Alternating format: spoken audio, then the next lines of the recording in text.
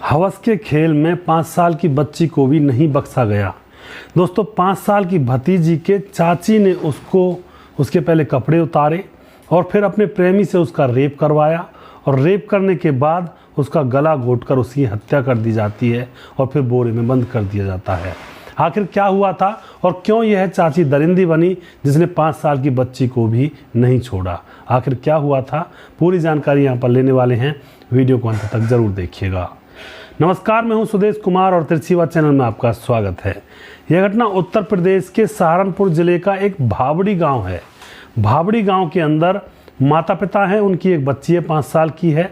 शाम को वह बच्ची घर से गायब हो जाती है तो माता पिता ढूंढ रहे होते हैं, कहीं भी बच्ची नहीं मिलती है, पूरे गांव में ढूंढते हैं।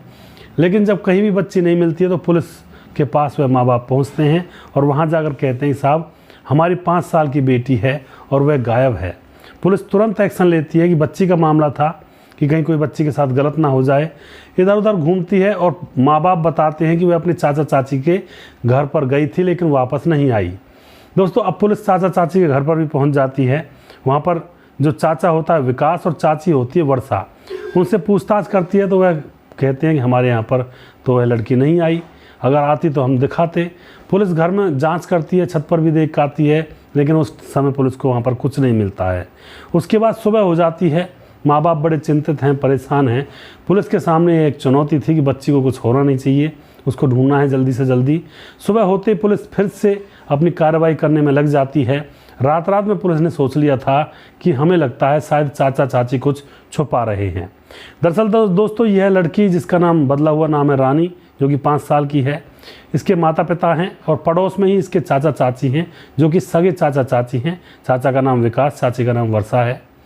अब यहाँ पर क्या होता है, पुलिस दूसरे दिन सुबह फिर से गश्त मारती है। चाचा चाची के ऊपर पुलिस को शक था तो उसी घर के अंदर फिर से ढूंढा जाता है लड़की को। चाचा चाची से फिर से पूछा जाता है लेकिन वे कह देते हैं कि साहब हमने बताया ना, हमें नहीं पता।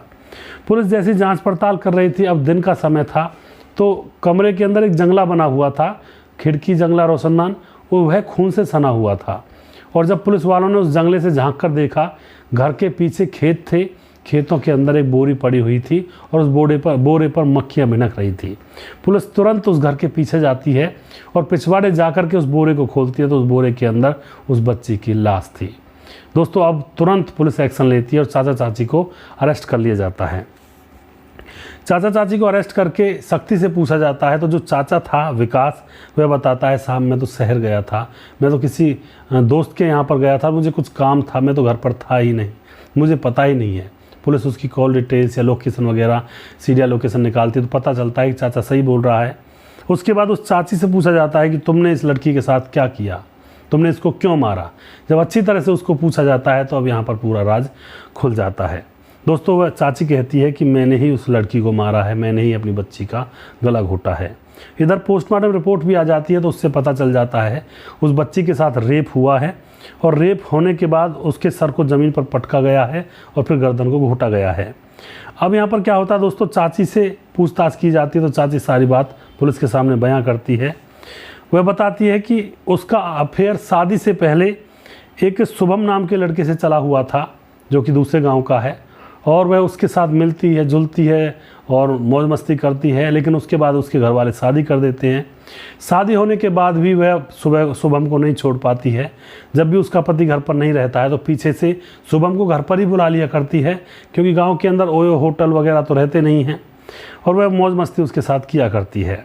अब इसी तरह से उसका पति फिर बाज़ार के लिए गया हुआ था तो उसने शुभम को अपने घर पर बुला लिया और वह उसके साथ दिन में संबंध बनाने लगी, लेकिन दरवाज़ा बंद करना भूल जाती है। इधर जो छोटी सी लड़की थी रानी, वह एकदम से उनके कमरे में घुस जाती है और उन दोनों को नग्न हालत में देख लेती है।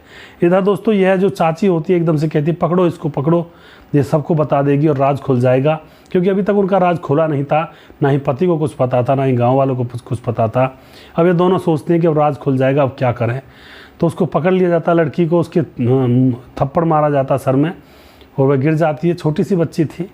उसके बाद क्या होता है दोस्तों, अब यहाँ पर जो चाची होती है वह कहती है इसको मारना पड़ेगा वरना ये सबको बता देगी।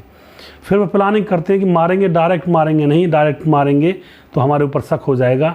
ऐसा करो, अपने प्रेमी से कहती है तुम इसका पहले रेप करो, रेप करने के बाद इसकी हत्या कर देंगे और फिर इसकी लाश को कहीं दूर फेंक देंगे, जिससे कि पुलिस यह समझेगी कि इसका रेप किया है किसी ने और फिर मारकर फेंक दिया है। दोस्तों यहाँ पर वह निर्दयी चाची उस बच्ची को पकड़ लेती है, कपड़े उतार देती है और उसका प्रेमी उसके साथ रेप करता है। बच्ची खून से लहूलुहान हो जाती है और फिर जैसे ही वह ज़्यादा चिल्लाती है बच्ची, जैसे उसका रेप हो रहा था तो तभी उसी बीच वह चाची उसके गले को दबा देती है और वह बच्ची वहीं तड़प तड़प कर मर जाती है। उसके बाद वह उस बच्ची को बोरे में बंद करके वहीं पर रख देते हैं और सोचते हैं कि इस लाश को हम ठिकाने लगाएंगे अच्छी तरह से, आराम से। लेकिन इतने में पुलिस गांव के अंदर गश्त मार देती है, क्योंकि माँ बाप पुलिस थाने में जा चुके थे। तो यहाँ पर चाची डर करके उस बोरे को उठा करके जंगला से नीचे पीछे की तरफ फेंक देती है, खेतों की तरफ। और जो वह खून था जो प्राइवेट पार्ट से निकला था वह फर्श पर पड़ा हुआ था और कुछ जंगला में लग जाता है और उस खून की वजह से पुलिस पहचान लेती है कि मामला यहीं पर हुआ है। दोस्तों अब यहाँ पर पुलिस उससे पूछती है कि तुझे शर्म नहीं आई, वह छोटी सी मासूम सी बच्ची थी, तेरे हाथ नहीं कांपे। लेकिन दोस्तों चाची यहाँ पर यह कह रही थी कि वह मेरे बारे में सबको बता देगी। पुलिस कहती है अब नहीं पता चला तुम्हारे बारे में, अब तो तुम गैर चलन भी हो और हत्यारन भी बन गई, दो स्टैम्प तुम्हारे माथे पर लग गई। तो इस तरह के कृत्य हो जाते हैं दोस्तों। गलत संगत में पढ़कर गलत कार्य करने से गलत ही असर पड़ता है और ज़िंदगियां बिगड़ जाती हैं। बच्ची की जान गई जिसका कोई कसूर नहीं था, और जो चाची है वह जेल में रहेगी, उसका प्रेमी है वह भी जेल में रहेगा। इधर जो चाचा होता है वह माथे पर हाथ रखकर रोता रहता है, क्योंकि वह उस बच्ची से बहुत ज़्यादा प्यार करता था, क्योंकि बड़े भाई की लड़की थी। तो यहाँ पर इस तरह से दोस्तों इन दोनों को जेल में डाल दिया जाता है, इनके खिलाफ विभिन्न धाराओं में मुकदमा दर्ज किया जाता है। ऐसे होते हैं आज के कलयुग में रिश्ते। तो थोड़ा सा अपने बच्चों को दूसरों के घरों में जाने से रोकें, क्योंकि न जाने कौन अपने घर में क्या कृत्य कर रहा हो और आपका बच्चा एकदम से वहाँ पर पहुँच जाए तो न जाने कुछ भी हो सकता है बच्चे के साथ। तो इसलिए आज का ज़माना बहुत ख़तरनाक है। अपने बच्चों को दूसरों के घरों में जाने से बिल्कुल रोकें, अपने घर में खिलाएं, अपने घर में रखें। अगर आपको हमारा वीडियो अच्छा लगता है तो इसको शेयर ज़रूर कर दिया करें। अगला प्रोग्राम मैं जल्दी फिर से लेकर आऊँगा। तब तक आप खुश रहें, सावधान रहें। जय हिंद, जय भारत।